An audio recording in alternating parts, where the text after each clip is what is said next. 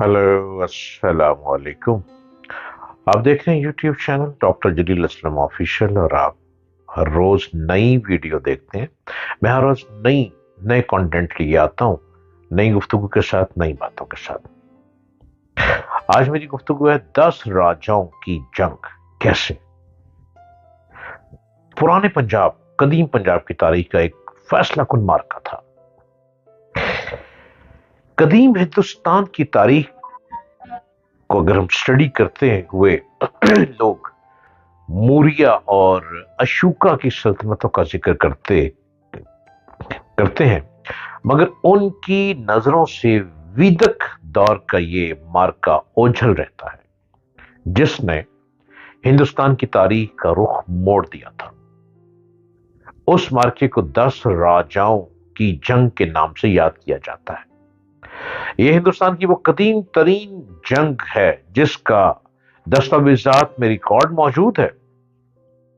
आज से तकरीबन 3,500 साल पहले, यानी 1500 साल कबल मसीह का वो जमाना था जब बरसगीर में आरियाई कबाइल की आमद अपने आखिरी मराहिल में थी। 500 साल से वो अपने कदीम वादी सिंध में अपने कदम वहां पे जमा चुके थे। अपने पैर उन्होंने गाड़ लिए थे वहां पे, और जगह जगह उनकी बस्तियां आबाद हो चुकी थी। वादी सिंध के कदीम और मकामी बाशिंदों से उनकी लड़ाइयां जारी थीं, जिनमें ज्यादातर फतुहात आर्यों को ही होती थी। ऋग्वेद, जो कि दुनिया की कदीम तरीन किताब है, वो भी उसी जमाने में पंजाब के मकाम टेक्सला में ही तसनीफ हुई थी। टेक्सला में लिखी गई थी वो किताब। ऋग्वेद में आर्यों ने बड़ी तफसील से उन तमाम जंगी मार्कों का नक्शा पेश किया है। उन्होंने अपने जंगी हीरो आंध्रा के किरदार को बहुत मुबालगा आराई से उजागर किया है और उसे एक देवता का दर्जा दे दिया है। ऋग्वेद के मुताबिक आर्यों की आमद से पहले वादी सिंध में 2 कौमें आबाद थी। एक दास्यू, जो बहराए अस्वद से पंजाब तक फैली हुई थी। ऋग्वेद दासियों के बारे में लिखते हैं कि उनकी नाक चिपटी और रंग काला है और वो लंग की पूजा करते हैं। दूसरी कौम अस्वीरिया अश्वर थी। ये बहुत दौलतमंद और ताकतवर लोग थे और बहुत से किले बंद शहरों के मालिक। आर्यों को असवर कौम से जंग में सख्त मुश्किलात का सामना करना पड़ा था, मगर सबसे तारीखी जंग वो थी जिसमें आर्यों के खिलाफ 10 मकामी राजाओं की मुश्तरका फौजें सफ़े अव्वल हुई थी। उनके मुकाबले में आर्या अपने हुक्मरान सौदास की जेर कयादत इकट्ठे हुए। इस जंग का मकाम दरियाए रावी का किनारा था और साल 1400 कबल मसीह ऋग्वेद में लिखा है। और फिर सौदास के मुकाबले में आने वाले जमा होकर आए, जिनमें भरगु, भातता, यक्सु, पुख्तु, भालानास, एलिनास, सिवा, वेसियानी। इसके बावजूद सौदास की आमद की मदद को आया टर्टिस, अगरचे वो माले गनीमत और हीरो बनने के लालच में था। उन 10 राजाओं में बाज आर्याई राजाओं के नाम भी शामिल हैं।